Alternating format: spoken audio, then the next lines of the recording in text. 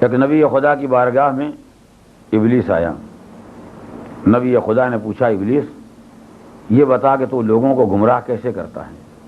سر ایک طرف تو ہے جس کا کام ہے گمراہ کرنا، ایک طرف ہم سب ہیں جن کا کام ہے لوگوں کو ہدایت دینا، سیدھے راستے پر لے آنا.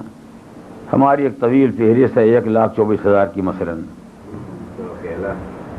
لیکن اتنی کوشش کرنے کے بعد دن بھر رات بھر سفر حضر ہر طرح کی پریشانی، کسی کے حصے میں 10 آئے، کسی کے حصے میں 20 آئے، کسی کے حصے میں 100 آئے، اور ایک تو اکیلا ہے جس کی فوجوں کا کوئی شمار ہی نہیں، اس کے ساتھیوں کا کوئی حساب ہی نہیں ہے.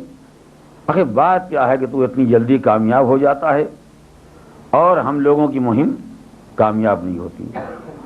ظاہر ہے کہ بات بہت کھلی ہوئی ہے کہ جو ہمارا آپ کا مقابلہ چل رہا ہے تو وہ کون سا مقابلہ کرنے والا احمق ہوگا جو اپنی ترکیب دشمن کو بتا دے گا.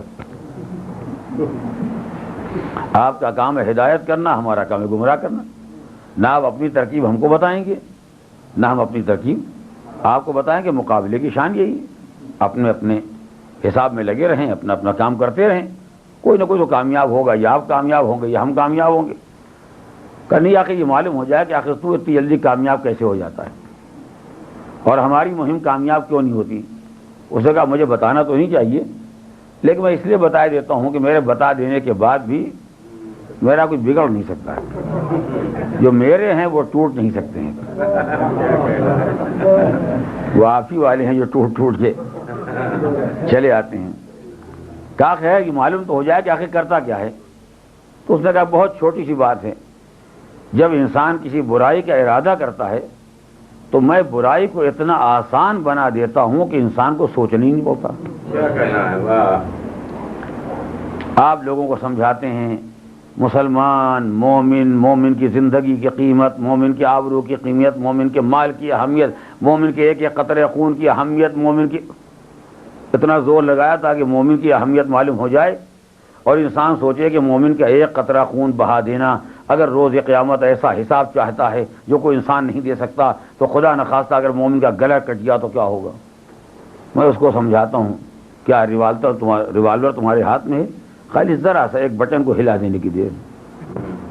اب آپ سمجھاتے رہیے مومن کا قطرہ خون، مومن کی زندگی، مومن کی اہمیت، دیت، کفارہ. میں نے کہا کوئی کام ہی نہیں، کون سا بڑا کام ہے. مرد ہو کے، ہمت والا ہو کے، قوت بازو رکھنے والا ایک انگلی نہیں ہلا سکتا ہے. اور دیکھو یہ کیا کہہ رہا تم کو، تمہیں تو معلوم نہیں اس نے کیا کیا تمہیں کہا ہے. اب اتنا تیار کر دیا کہ بالآخر انگلی کو جنبش ہو ہی گئی. آپ کی برس کی ساری محنت ایک طرف اور میرا ایک اشارہ ایک طرف. میں نے فقط یہ توجہ دلا دی کہ یہ کام کوئی بڑا کام نہیں. یہ کون سا بڑا کام ہے؟ نامحرم سامنے جا رہا ہے، آنکھ کھولنے میں کیا تکلیف ہے؟ کون سی قیامت آ جائے گی؟ اور آنکھ تو کھلی ہے، بند کرنے کی کیا ضرورت ہے جب خدا نے آنکھ دی ہے. اگر بند کرنا ہی ہوتا پہلے سے اندھا بنایا ہوتا.